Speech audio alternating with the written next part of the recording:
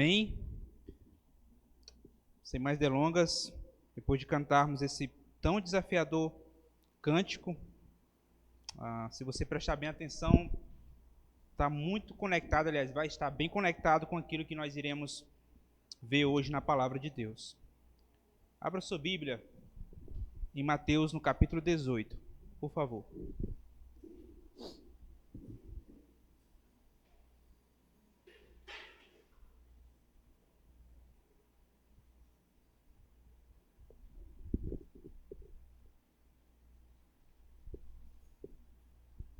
Mateus, no capítulo 18.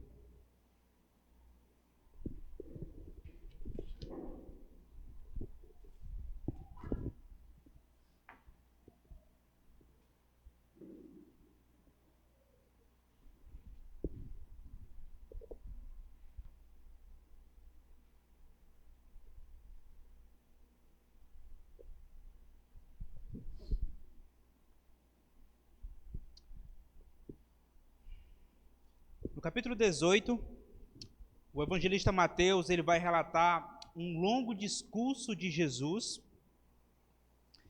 E nesse discurso o Senhor ele se concentrou nas responsabilidades que os discípulos precisariam ter e que precisamos ter também, pois eles são seus representantes. Pois isso é verdade, irmãos. Nós, como discípulos de Cristo, somos seus representantes nesse mundo caído, nesse mundo afetado pelo pecado. Sendo assim, o capítulo 18 vai abordar vários temas essenciais para o relacionamento de um discípulo com o outro, de uns com os outros. Temas esses como a humildade, responsabilidade de não levar outros a pecar, preocupações que o discípulo precisa ter, no sentido de que outro não possa perder a fé ou se afastar dos caminhos do Senhor. Vai trabalhar também sobre disciplina, perdão e outros temas semelhantes a esse. Todos estão ligados do relacionamento, com o relacionamento de um discípulo com o outro. Portanto, irmãos, o capítulo 18 são instruções do Rei Jesus. Ele vai dar instruções para seus representantes que precisam saber se relacionar uns com os outros em um mundo afetado pelo pecado. O Rei Jesus vai dar instruções aos seus representantes que precisam saber como se relacionar uns com os outros em um mundo afetado pelo pecado. O texto do capítulo 18, hoje a gente vai até o versículo 14. Ele está dividido em 3 partes, tá? Vou falar aqui rapidamente as 3 partes. Primeiro, do 1 ao 5, ele vai trabalhar o maior no reino de Deus. Em segundo lugar, dos versos de 6 a 9, vai dar as advertências contra aqueles que levam outros ao pecado. Advertência contra aqueles que levam outros ao pecado. E por último, o Senhor vai dar uma ilustração, vai contar uma parábola a respeito de uma ovelha perdida, que simboliza um discípulo também. Então vamos lá, versos de 1 a 5. Diz assim: Naquela hora, os discípulos se aproximaram de Jesus e perguntaram: quem é o maior no reino dos céus? E Jesus, chamando uma criança, colocou-a no meio deles e disse: em verdade lhes digo, se vocês não se converterem e não se tornarem como crianças, de maneira nenhuma entrarão no reino dos céus. Portanto, aquele que se humilhar como esta criança, esse é o maior no reino dos céus. E quem receber uma criança tal como esta, em meu nome, é a mim que recebe. Por enquanto, até aqui. O maior no reino dos céus. Esse texto ele não é difícil de ser entendido. Temos que admitir que ele é um texto simples. O que mais pega para nós é o seu significado. Pois o significado desse texto, meus irmãos, vai tocar em feridas nas quais nós não gostamos. Vai mexer em áreas nas quais muitos de nós aqui vão ficar incomodados. Mas, como a gente vem trabalhando todo o Evangelho de Mateus, se eu e você queremos ser realmente discípulos de Cristo, é necessário redefinir muitas de nossas concepções. Eu tenho falado domingo a domingo que o Evangelho de Mateus anuncia a vinda de Jesus. E a sua vinda, ele expõe quem é de fato Cristo, como Cristo deve ser. E à medida que ele vai fazer isso, os discípulos vão ter que aprender que precisam mudar as suas concepções sobre o que é o reino de Deus, o que é a vida um com o outro, o que é amar ao próximo, quem é o meu próximo. À medida que Jesus vai anunciando o reino de Deus, ele desafia os seus discípulos a mudar as suas concepções a respeito de quem eles são e de que é o reino de Deus e de que é também o reino de Deus. Portanto, esse texto é um texto simples, você lê, você consegue entender, mas o significado toca em feridas nas quais nós não gostamos muitas vezes. Então, o verso de 1 a 5 já lemos. O texto, irmãos, ele está bem simples, de maneira organizada. Ao ler, você percebe, começa com a pergunta. Os discípulos vêm até Jesus, fazem uma pergunta. Nos versos de 2 a 4, ele dá uma resposta. Essa resposta está dividida em duas partes. Na primeira parte, ele mostra a necessidade deles serem como crianças. Depois, ele vai redefinir, vai dar uma definição do que era humildade. Então ele diz, ele expõe uma necessidade, depois ele vai fazer uma redefinição do que é humildade. Isso é uma característica essencial que os discípulos precisam ter. Vamos lá então ver com mais detalhes o texto. Ele começa assim: naquele momento os discípulos chegaram a Jesus e fizeram uma pergunta. Outras Bíblias dizem a partir daquele momento, ou naquele momento em diante. Há outras versões, não sei se você está com um assim, que diz a partir daquela hora. Ainda que pareça que essa pergunta aconteceu logo depois dos versos de número 27, do capítulo 17, né? É bem provável que não. Segundo alguns estudiosos, esse momento aqui aconteceu em outro momento do ministério de Jesus, não necessariamente depois do capítulo 17, tá? Lembrando os irmãos, os evangelhos nem sempre seguem uma ordem cronológica, ponto por ponto. Às vezes o evangelista, ele reorganizou seu material de uma forma para trazer uma mensagem para os seus leitores. Mas isso é apenas um detalhe. Quero ver com vocês o ponto central aqui. Eles fazem uma pergunta que é a seguinte: quem é o maior no reino dos céus? Pense junto comigo um pouco. O que levou esses homens a fazerem essa pergunta?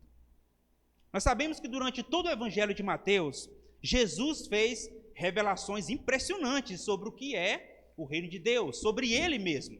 Ele vem trabalhando isso desde os primeiros capítulos do evangelho. O Mateus vem trabalhando sobre isso. Sabemos que Jesus falou coisas extraordinárias sobre ele e sobre o reino de Deus. Talvez deve ter sido isso que deve ter despertado o interesse dos discípulos. Eles ouviram Jesus falando como será o reino e eles pensaram: rapaz, a gente precisa resolver logo aqui quem é que vai ser o cara, né? Quando esse negócio acontecer, quando chegar o reino de Deus, eu não quero ficar de fora, mas eu quero estar no topo, quero ser o primeiro. Pode ter sido isso. Se olharmos aqui para o contexto, no capítulo 17, Jesus chama 3 pessoas para subir no monte: Tiago, João e Pedro. Possivelmente, Tiago, Pedro e João, após terem visto o Senhor transfigurado e toda a sua glória, isso tenha despertado neles o desejo: rapaz, tu viu aquilo que eu vi? Vi. Eu não quero ficar de fora. Já sei. Eu quero ser o maior. Quando Jesus assumir o poder, eu quero estar lá. Eu quero ser o primeiro. Pode ter sido isso? Na verdade, meus irmãos, nós não sabemos o que levou eles a fazerem essas perguntas. Pode ter sido tudo isso e mais um pouco, ou nenhuma das coisas que eu falei aqui. Mas o ponto que eu quero ver com vocês é observarmos a pergunta: quem é o maior no reino dos céus? Ainda que pareça que essa pergunta, ela tem um tom assim de maneira geral, né? Jesus, quem é que vai ser o maior no reino dos céus? Parece assim como se estivesse perguntando de maneira geral. Mas, à medida que formos lendo aqui, você vai perceber junto comigo que não é isso.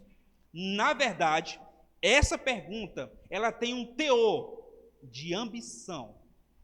Na verdade, meus irmãos, essa pergunta mostra que os discípulos estavam mais preocupados com a sua a sua própria grandeza e não a de Cristo no reino dos céus. Parece-me que nesse momento, que não sabemos em qual momento foi do evangelho, aliás, do ministério de Jesus, começou-se uma certa disputa. Quem que vai ser o maior? Sou eu. Quem disse? Jesus. Não, ele não falou isso aí não. Eu vou ser o maior. Foi eu que vi ele transfigurado. E assim parece que começou a haver uma certa disputa para saber quem seria o cara quando Jesus assumisse o reino.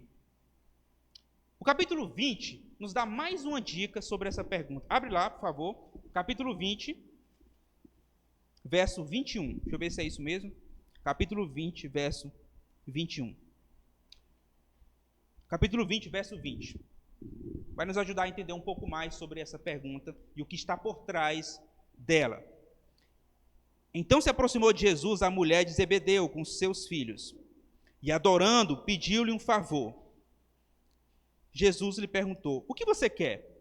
Ela respondeu: mande que no seu reino estes meus 2 filhos se assentem, um à sua direita e o outro à sua esquerda.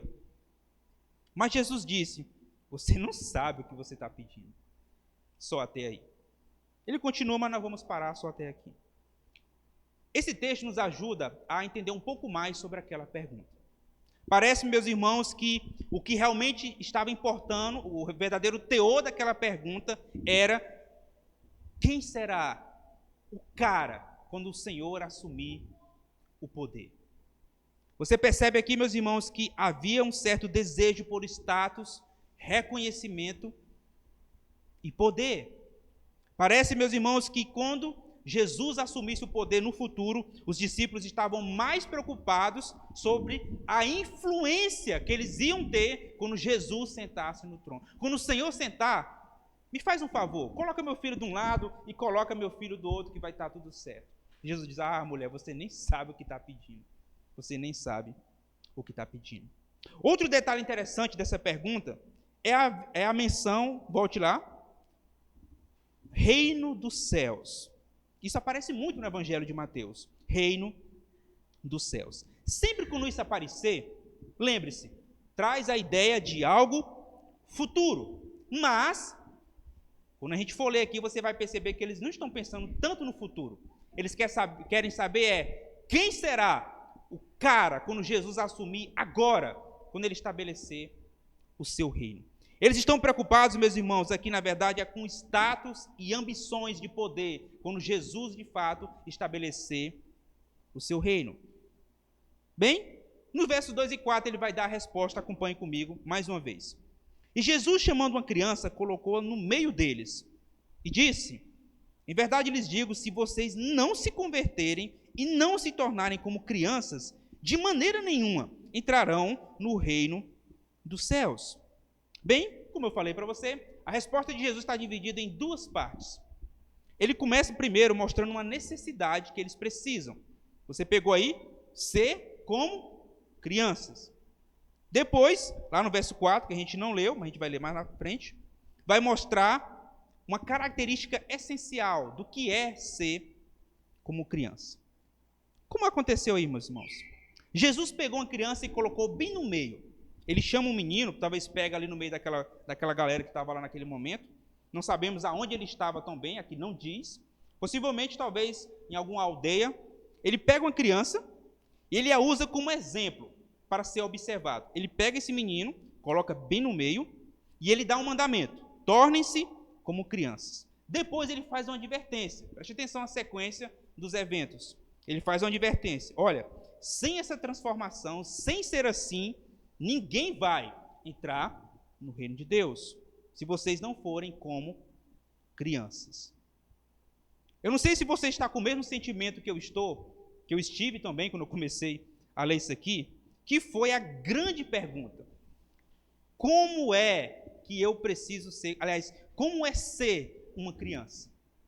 O que significa ser isso? Como é que um discípulo pode se tornar como uma criança?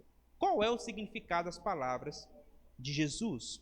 Bem, ser uma criança, eu acredito que você sabe, a criança, ela em sua simplicidade, ela não está preocupada com muitas das coisas nas quais eu e você perdemos o cabelo, o nosso cabelo fica branco. As crianças não se preocupam com posições, com reconhecimentos, não se preocupam com os aplausos da sociedade. As crianças não estão preocupadas com status sociais, com destaque no meio dos outros. Não, uma criança, ela não está preocupada com reconhecimento. Por isso aqui, meus irmãos, que eu acredito que Jesus pegou essa criança como um exemplo perfeito que todo discípulo precisa ser. Ele chama a criança, ele coloca no meio, isso aqui é bem interessante, porque naquele tempo, no Antigo Oriente Próximo, uma criança era alguém sem importância. E ele pega um menino e coloca no meio da conversa dos adultos. Isso aqui foi bem estranho na hora, as pessoas com certeza estranharam. Ele coloca a criança no meio dos adultos e vai dar uma lição para os adultos. Ele quer ensinar algo aos seus discípulos quando ele traz aquele menino e coloca no meio deles. E a lição é, olha, a verdadeira necessidade que vocês precisam não é de grandeza.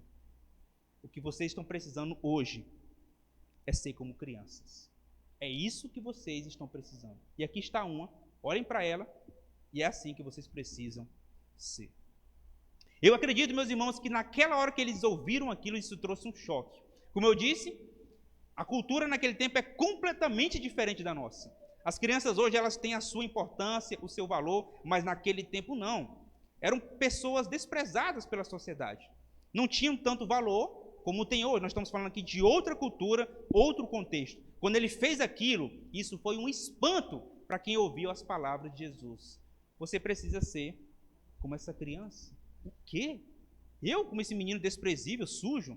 Eu não. Isso com certeza trouxe um certo espanto. Observe novamente o tom que Jesus disse aqui em suas palavras. Ele disse assim, em verdade lhes digo. Eu acredito que você já ouviu várias vezes ele falar dessa maneira. Jesus sempre diz isso nas suas palavras. Olha, em verdade vos digo, aí ele fala, em verdade vos digo. Sempre quando ele dizer isso, significa que ele vai falar uma coisa muito importante. Quando você ouvir Jesus dizer assim, em verdade eu lhes digo, é porque ele vai falar uma coisa muito importante e requer a sua atenção para ouvir. Ele diz, olha, se vocês não forem assim. Esse se aí, meus irmãos, ele é condicional. Vocês só alcançarão isso se vocês forem assim. É como se ele estivesse falando mais ou menos assim, olha, rapaz, só vai entrar no reino de Deus, só vai acontecer isso se você se converter e se você for uma criança. Se não, não vai acontecer a sua entrada no reino de Deus. O verbo aí, converter, também nos chama muita atenção. Olha aí na sua Bíblia, ele diz assim, se vocês não se converterem. Converter aqui, meus irmãos, traz a ideia de uma mudança radical. Quando ele expõe aquela criança no meio dos adultos e diz assim, se você quer entrar no reino de Deus, seja como esse menino aqui. E se converta também. Isso trouxe um choque para os discípulos. Por quê? Porque a ideia de conversão é uma mudança totalmente radical. Ou seja, é uma reviravolta em tudo aquilo que a pessoa pensa, sente e ama. Jesus está dizendo, olha, abandone tudo aquilo que você sabe e seja como essa criança. É uma mudança radical de quem a pessoa é. Então chega no verso 4 e ele vai explicar agora a grande pergunta. Como é ser como uma criança? Verso 4.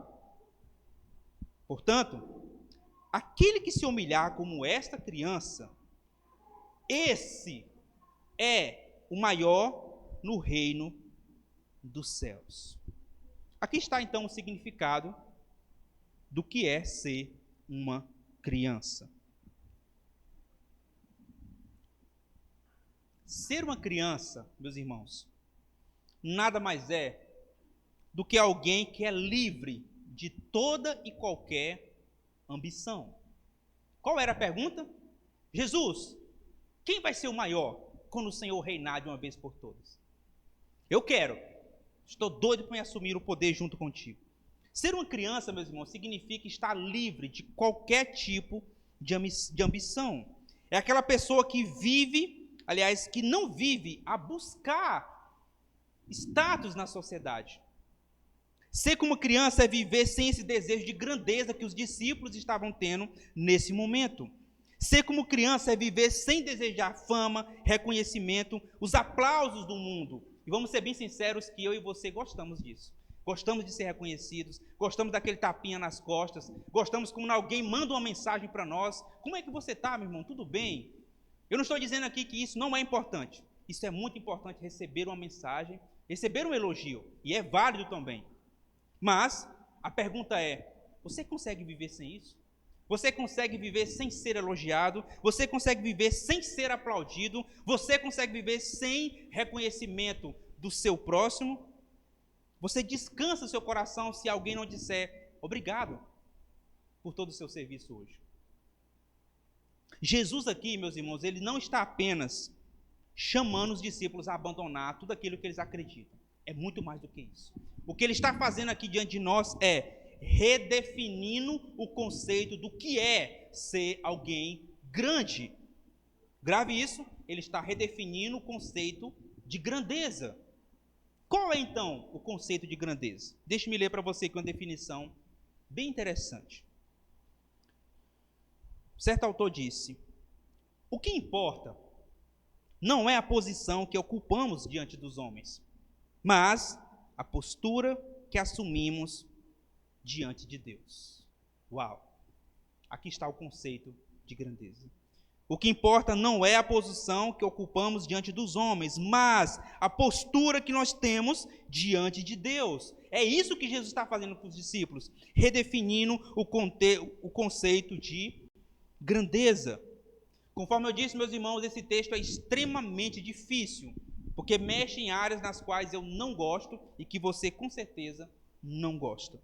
Pois esse texto aqui, irmãos, ele trata de problemas que nós enfrentamos durante toda a semana. Reconhecimento, vaidade, desejos por destaque, aplausos dos homens, desejo por grandeza. O discípulo de Jesus, ele é chamado a renunciar a qualquer tipo de prestígio, seja ele qual for.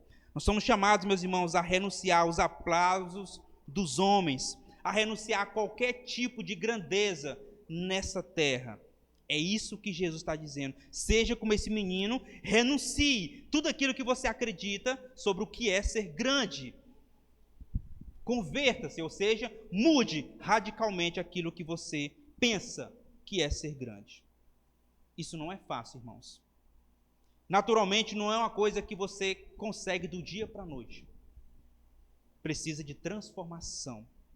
Precisa da graça do Senhor. Porque eu disse, conforme eu falei, nós gostamos dos aplausos. Gostamos do obrigado. Gostamos, irmão, como você está? Nós gostamos daquela mensagem. Gostamos de ser aplaudidos, de ser reconhecidos. Gostamos de postar coisa nos status e as pessoas verem, você saber quem foi que curtiu, quem compartilhou, sei lá. Nós gostamos disso. Não é algo fácil, mas aqui é algo necessário que Jesus está expondo aqui. A segunda parte vai do 6 ao 9, onde Jesus vai abordar um grande problema. É quase a mesma temática, ele está num grande discurso, é uma fala só, mas aqui ele vai mudar um pouco o assunto. Ele vai tratar de cristãos que começam a se tornar pedras de tropeço na vida de outros. Olhe comigo o verso 6 ao 9, aí na sua Bíblia. E se alguém fizer tropeçar um destes pequeninos que crê em mim, seria melhor para esse que uma grande pedra de moinho fosse pendurada ao seu pescoço e fosse afogado na profundeza do mar. Ai do mundo por causa das pedras de tropeço, porque é inevitável que elas existam, mas ai de quem é responsável por elas. Se a sua mão ou seu pé leva você a tropeçar, corte-o, jogue fora, pois é melhor você entrar na vida, manco ou aleijado, do que ter nas duas mãos ou os dois pés e ser lançado no fogo eterno. E se um dos seus olhos leva você a tropeçar, arranque-o e jogue fora, pois é melhor você entrar na vida com um só dos seus olhos do que tendo os dois e ser lançados no fogo do inferno. O próximo texto aqui, meus irmãos, ele está dividido novamente em 3 partes. Jesus, primeiramente, vai falar que há um julgamento para aqueles que fazem outros tropeçar. Você vai ver isso aí no verso 6. Depois, no verso 7, ele vai mostrar que o mundo ele está sobre condenação por produzir todo tipo de coisas que levam as pessoas a tropeçar. E na última parte, do 8 ao 9, ele vai mostrar como a gente deve lidar com aqueles que causam escândalos. O julgamento severo que faz as pessoas tropeçarem. Depois ele vai mostrar que o mundo está sob condenação, verso 7. E vai mostrar depois, por último, de 8 a 9, como lidar com aqueles que causam escândalos. Vamos dar uma olhadinha de parte por parte, então. Se você acompanhou a leitura comigo, você percebeu aí que Jesus ele faz uso de uma imagem bem impactante. Eu diria assustadora. Ele fala aí, meus irmãos, de uma pessoa ser amarrada a uma pedra, um objeto pesadíssimo, e ser lançado na água. E essa pedra vai puxar essa pessoa para baixo, impedindo com que ela volte para a superfície. Morte certa. Essa imagem ela é assustadora, como eu disse. Jesus está falando aqui, meus irmãos, do perigo que alguém está correndo por levar o seu irmão ao pecado. Ele está falando aqui com seus discípulos, não é um incrédulo, tá? Ele está falando do perigo que outro cristão está correndo por levar outro cristão à queda. Pedra de moinho aqui, apenas como curiosidade, era uma grande pedra que era amarrada em 2 animais.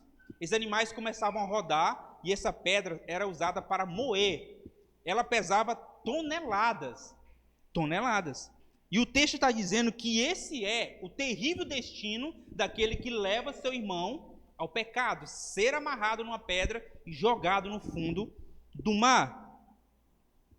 Porém, esse texto não deve ser entendido de maneira literal. Por mais assustador que ele seja, ele não deve ser entendido de maneira literal. Não é que a pessoa vai ser jogado mesmo numa pedra. Mas, o que Jesus está querendo transmitir aqui, irmãos, veja só. Ele está usando uma metáfora. É uma linguagem simbólica, simplesmente para ensinar a seguinte ideia. Olha, quem causa escândalo, quem age de maneira errada e faz com que seu irmão fraqueje, eu vou dizer uma coisa para vocês. É melhor morrer. De maneira simples e direta. Jesus está dizendo isso. Quem comete escândalo e faz com que seu irmão fraqueje na fé ou caia, essa pessoa está sujeita a uma grave consequência. Isso mesmo. A linguagem de Jesus aqui é forte, não é literal, porém, ela deve causar espanto naquele que ouve. Essa é a ideia. Cuidado em fazer o seu irmão pecar. Queridos irmãos, nós precisamos ter muito cuidado com as coisas que nós postamos na internet.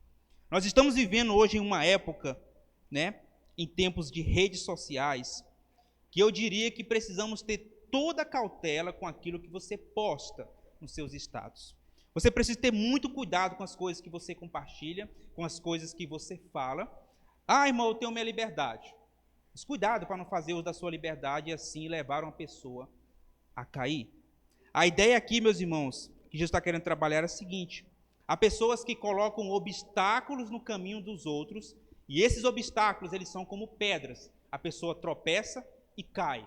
Em outras palavras, cristãos que estão colocando obstáculos na vida de outros cristãos, isso faz com que eles caiam na fé ou fraquejam na fé, estão sujeitos a um severo julgamento. Ah, meus irmãos, precisamos ter muito cuidado com as coisas que falamos, que dizemos, que postamos nas redes sociais. A palavra aqui é cautela. Jesus está dizendo, olha, cuidado. Não faça seu irmão cair. Não faça seu irmão tropeçar. Precisamos entender, meus irmãos, que nesse exato momento, enquanto nós estamos cultuando ao Senhor, nesse momento, há algum irmão que está à beira de uma queda. E aquilo que eu posto, falo, como eu me visto, como eu ando, meu testemunho, pode ser que eu edifique aquele irmão ou leve ele a tropeçar. Precisamos ter muito cuidado. A fé das outras pessoas também é uma responsabilidade minha e sua. Cada um precisa se manter firme para que não caia. Mas a fé do outro também é responsabilidade minha. Avançando um pouco mais, então nós aprendemos que precisamos ter cuidado. Mas Jesus vai dizer que é inevitável os escândalos. Eu não posso fugir deles. Eles vão aparecer, porque o mundo está repleto de escândalos. Ele é como uma fábrica que está a todo momento produzindo toda espécie de coisas que vai te fazer cair. Dá uma olhada comigo no verso 7. Olha que interessante. Ai do mundo por causa das pedras de tropeço, porque é inevitável que elas existam, mas ai de quem é responsável por elas. Imagine um mundo como uma grande indústria. Pensa assim junto comigo. Ele está toda hora produzindo e está funcionando a todo vapor. E o seu único objetivo é produzir todo tipo de obstáculo para fazer o cristão cair. É isso que o mundo faz. Ele funciona como uma grande máquina que produz a toda hora todo tipo de coisas que vai fazer você cair e fraquejar na sua fé. Só que Jesus, depois ele faz mais uma aplicação. Ele diz que o mundo faz isso, mas o que ele fala depois? Mas ai de quem é responsável pelas pedras que fazem outro irmão cair. Ai do cristão que coloca obstáculos, que age de maneira indecente, levando outros a fraquejar na sua fé.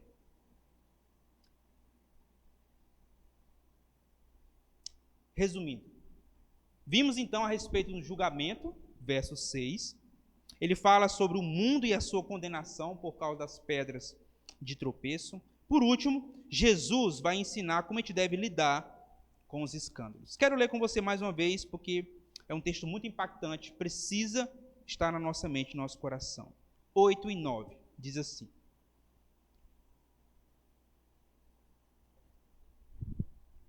Se a sua mão ou seu pé leva você a tropeçar, perceba que agora ele diz que na própria pessoa pode haver pedras de tropeço. Está na pessoa, agora não é outro que coloca. Se a sua mão ou seu pé leva você a tropeçar, corte-o e jogue fora, pois é melhor você entrar na vida manco ou aleijado do que ter nas duas mãos ou os dois pés e ser lançado no fogo eterno. E se um dos seus olhos leva você a tropeçar, arranque-o e jogue fora, pois é melhor você entrar na vida com um só dos olhos do que tendo os dois e ser lançados no fogo do inferno. Nos versos de 8 a 9, Jesus vai começar agora a mostrar algumas atitudes que os discípulos precisam ter para lidar com outras pessoas ou com eles mesmos, caso haja escândalos, tá? E a primeira coisa que a gente precisa saber aqui é: Jesus não está mandando ninguém amputar outra pessoa. Jesus não está dizendo que a pessoa deve amputar um braço ou uma perna. Não é isso, tá? O que ele está ensinando aqui é algo radical? Sim, é algo radical. O que Jesus está dizendo aqui é que devemos ir ao extremo? Sim, devemos ir ao extremo, mas não é literal no sentido de arrancar a própria mão, ok? Então, o que ele está falando aqui? Vamos recapitular a ideia lá do início. O discípulo, ele foi chamado a ser uma criança. É assim, não é? Vocês devem ser como crianças. Ou seja, vocês devem viver de maneira humilde.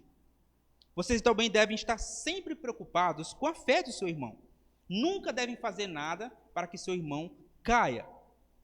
Esse discípulo também deve estar preparado, que é a parte aqui de agora, a remover qualquer coisa que impede ele de entrar no reino de Deus. Qualquer coisa que esteja no caminho de acesso ao reino de Deus deve ser removido. E remover obstáculos, meus irmãos, muitas vezes é um processo doloroso. Não é à toa, veja bem, não é à toa que Jesus aqui ele usou uma figura para ilustrar que isso de remover obstáculos é um processo doloroso. Ele diz aqui, ele usa uma linguagem simbólica a respeito de amputar um membro. Amputar um membro é um processo doloroso. Agora imagine naquele tempo, sem anestesia, sem nada, como é nos dias de hoje. Como eu disse, não é literal, mas a ideia é mover os obstáculos que estão atrapalhando a pessoa de entrar no reino de Deus, pode ser doloroso. É isso que ele está dizendo. Ou, em outras palavras, ele está dizendo aqui que todo discípulo precisa estar preparado para pagar um preço se quiser entrar no reino. E essa decisão dói. Dói tanto que é como se estivesse amputando o próprio braço. Meus irmãos, esse é um processo bem doloroso. Abrir mão de muitas coisas que nós gostamos dói.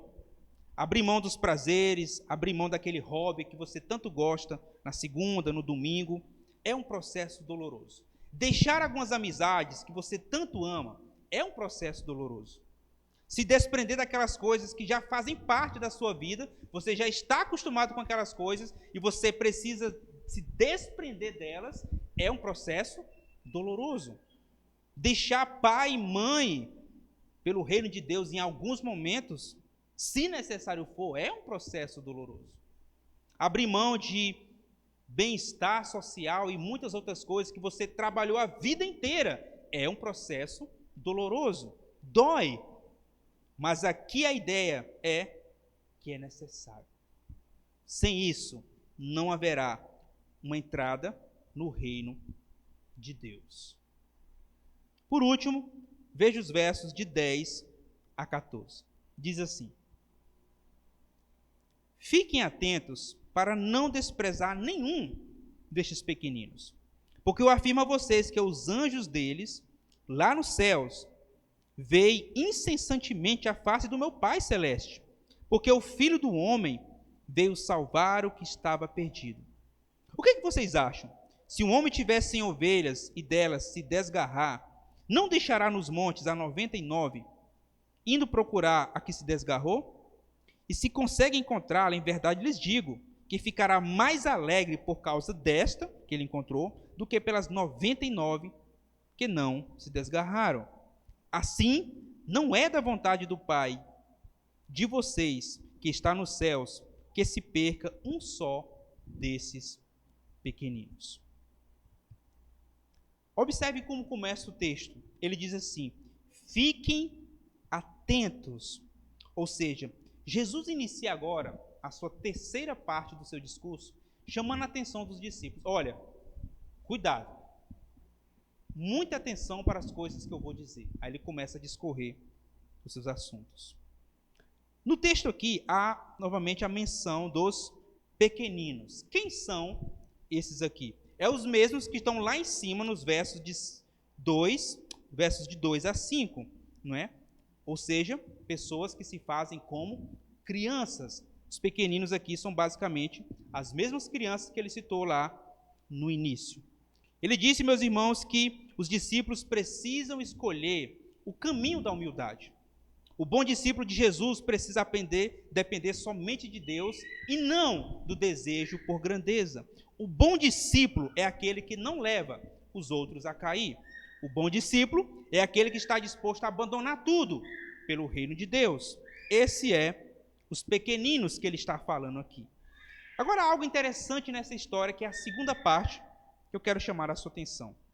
A partir do verso 10, ele diz: porque eu afirmo a vocês que os anjos deles, dos pequeninos, lá nos céus, veem incessantemente a face do meu Pai Celeste.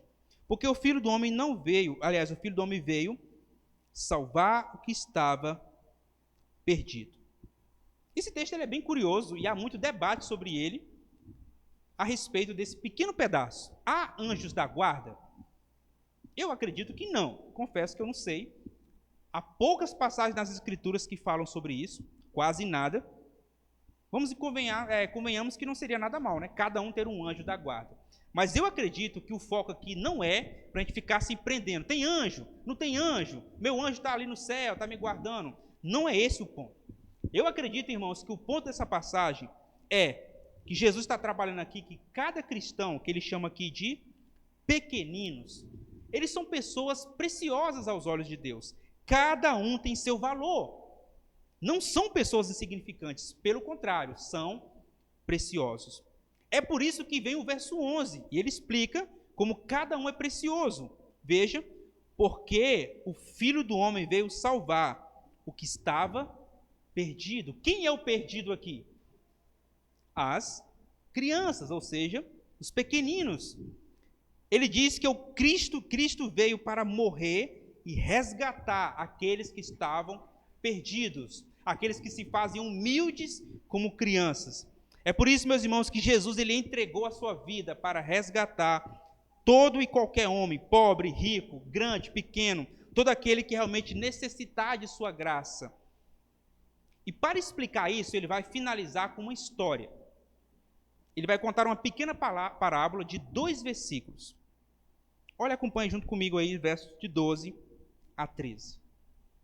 Ele vai contar agora uma história para ilustrar como as pessoas são preciosas, os pequeninos, aqueles que se fazem humildes. O que vocês acham? Se um homem tiver 100 ovelhas e uma delas se desgarrar, não deixará nos montes as 99, indo procurar as que se desgarrou?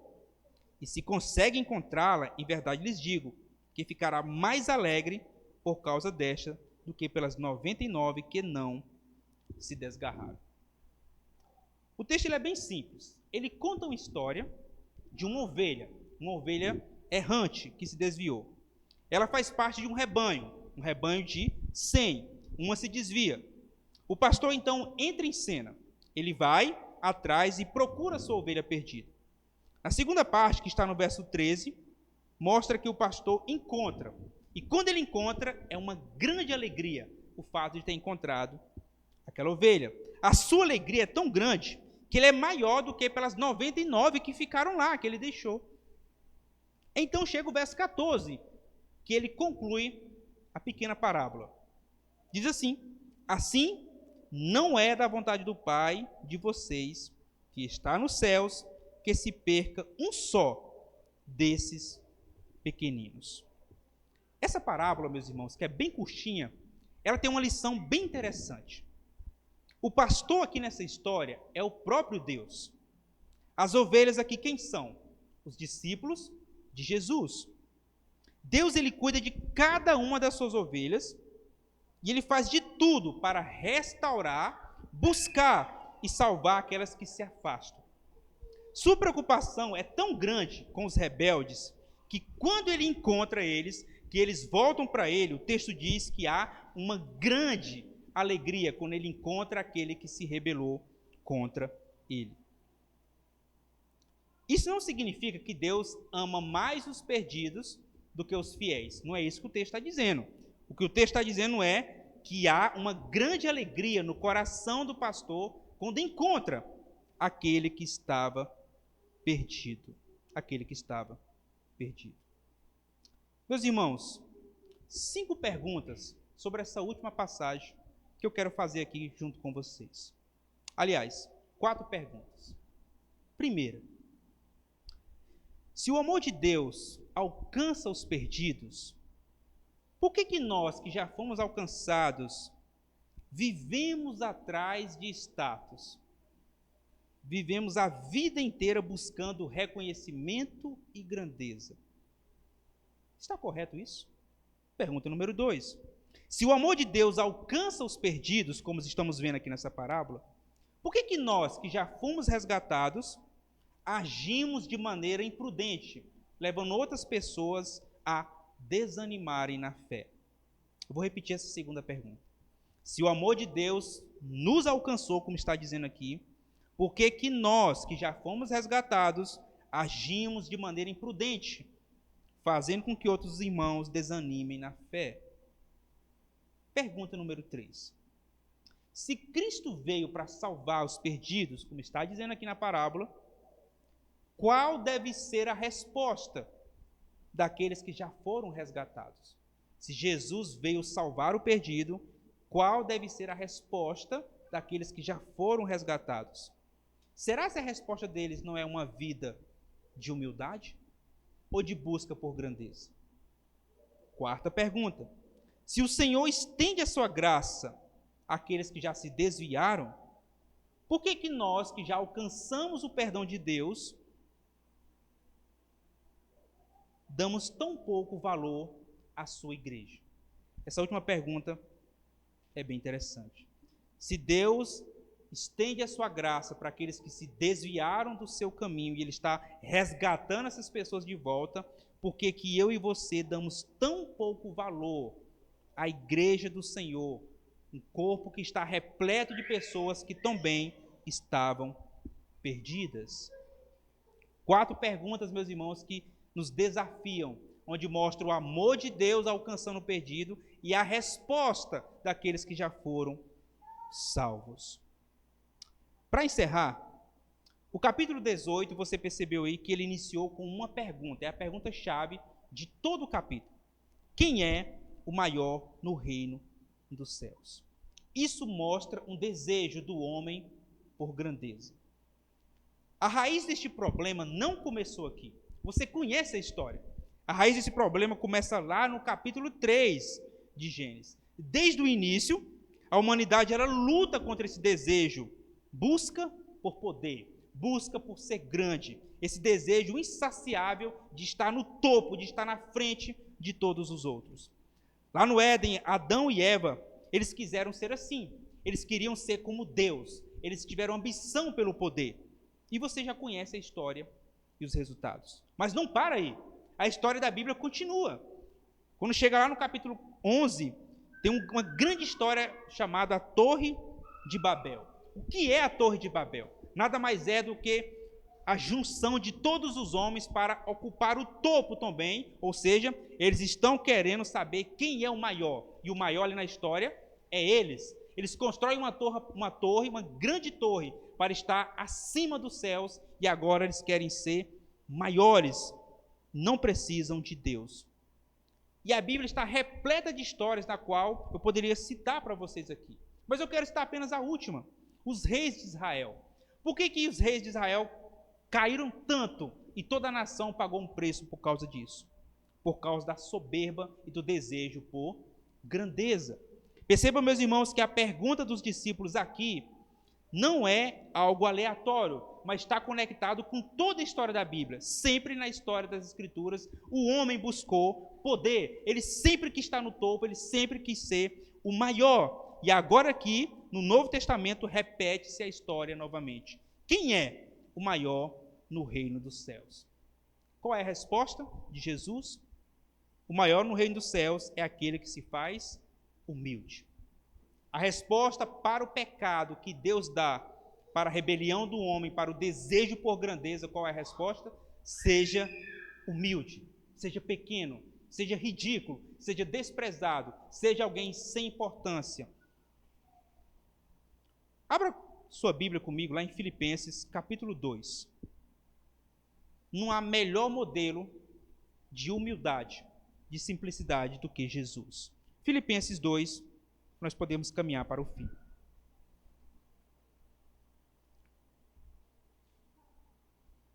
A resposta de Deus para o pecado é a humildade como uma criança, é ser humilde como uma criança. Filipenses, capítulo 2. Texto conhecido, você já conhece, mas vamos fazer a leitura e ver que Jesus é o melhor modelo, é a resposta de Deus para o orgulho do homem e o seu desejo por grandeza. Verso 5. Tenham entre vocês o mesmo modo de pensar de Cristo Jesus, que mesmo existindo na forma de Deus, não considerou o ser igual a Deus algo que deveria ser retido a qualquer custo. Pelo contrário, ele se esvaziou, assumindo a forma de servo, tornando-se semelhante aos seres humanos. E reconhecido em figura humana, ele se humilhou, tornando-se obediente até a morte, e morte de cruz. Por isso também Deus o exaltou sobremaneira, ele deu um nome que está acima de todo nome, para qual o nome de Jesus se dobre todo o joelho nos céus e na terra e debaixo da terra, e toda língua confesse que Jesus Cristo é o Senhor, para a glória de Deus Pai. A resposta de Deus para a rebelião do homem e para o seu desejo de estar sempre em cima, sempre grande, é o seu Filho e o seu estado de humilhação. Amém? Meus irmãos, o Evangelho de Mateus mostra que o reino de Deus é completamente diferente daquilo que eu e você pensamos. O mundo, ele busca grandeza. É isso que o mundo ensina. Você precisa estar no topo, você tem que, para vencer na vida, você tem que estar lá em cima, você tem que liderar, você não pode estar embaixo. Mas não é assim. O mundo busca grandeza. Deus nos chama a ser humildes. Olha o contraste disso. O mundo, ele busca status, reconhecimento. O reino de Deus diz o quê? Devemos abrir mão de tudo por amor a Ele. O mundo ensina que você, para vencer na vida, tem que estar lá, no topo. Não é ser liderado, mas é liderar. É isso que o mundo ensina. O reino de Deus diz o quê? Você precisa ser um servo. Siga o modelo de Jesus, porque ele estava no topo e se humilhou, se fez servo. O homem, ele busca a grandeza. Deus busca os humildes e os perdidos. O homem sempre tem buscado grandeza, mas Deus busca os humildes e perdidos. A resposta de Deus para o desejo do homem ser grande é o seu filho sendo humilde. O texto de Mateus, capítulo 18, nos chama a fazer a mesma coisa. A humanidade, ela se rebelou quando ela se afastou de Deus, e após a queda, o homem agora caiu numa espiral de pecado, e cada vez que passa ele desce mais fundo, mais e mais fundo. Mas o capítulo 18 de Mateus mostra Deus resgatando aquele que estava perdido, e ele precisa responder a esse resgate. Como ele responde? Sendo humilde. Essa é a grande história da Bíblia. Deus salva os perdidos e os humildes, e eles devem responder dessa forma, sendo como crianças. Vamos orar.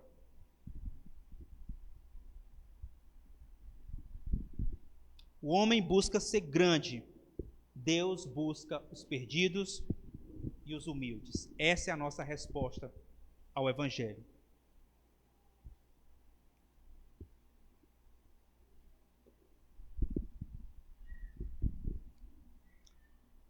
Senhor nosso Deus, nós encerramos esse culto, Senhor, primeiro agradecendo a grande história da salvação, onde nos é contado no capítulo 3 de Gênesis, que o homem, o primeiro homem e a primeira mulher, queriam ser grandes como o Senhor. E isso os levou à queda e à desgraça. Aprendemos também, Deus, que não parou aí. Toda a história da Bíblia relata homens e mulheres que desejaram o poder e a grandeza.